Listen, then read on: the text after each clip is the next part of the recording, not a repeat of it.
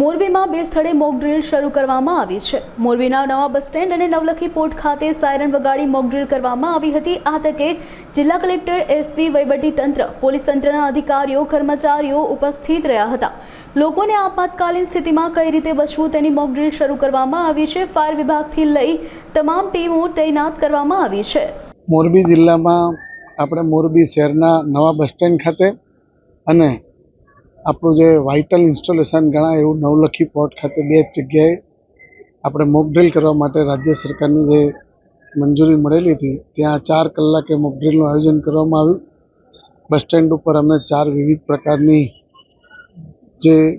જો air strike થાય તો શું તકલીફ થઈ શકે એનું એક આયોજન કરેલું હતું અને એ મુજબની કામગીરી કરીને એમાં કેટલો સમય લાગે, અહીંયાથી હોસ્પિટલ પહોંચવા માટે જે પણ અમારા જે આપણા નાગરિકો હોય અને એને કંઈ નુકસાન થયું હોય, હોસ્પિટલ પહોંચાડવાના, કોઈકનું મૃત્યુ થયું હોય કે ક્યાંક કોલેપ્સ થયું હોય તો જેસીબી અહીંયા આવતા શું વાર લાગે હોય, આપણી એમ્બ્યુલન્સને આવતા કેટલો સમય લાગે, એની આ પ્રાથમિક તૈયારી રૂપે મોક ડ્રીલની જે રાજ્ય સરકારની સૂચના હતું એનું સફળતાપૂર્વક અમારી ટીમે આનું આજે કાર્યક્રમ પૂરો કર્યું અને હવે રાજ્ય સરકાર તરફથી જે વધુ સૂચનાઓ છે એ મુજબ કામગીરી કરવામાં આવશે। અત્યારે નવલખી પોર્ટ ખાતે પણ આ પ્રકારની મોક ડ્રીલની કાર્યવાહી ચાલુ છે।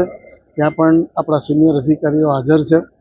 દર કલાકે જરૂર પડે ત્યાં આપણે સાયરન મારશું ને લોકોને જ્યારે સાયરન વાગે ત્યારે શું પરિસ્થિતિ થશે એની સૂચનાઓ આપેલી છે અને રાત્રે 7:45 કલાકથી 8:15નું જે કહ્યું હતું, રાજ્ય સરકારે હવે 8 થી 8:30નો સમય આપ્યો છે।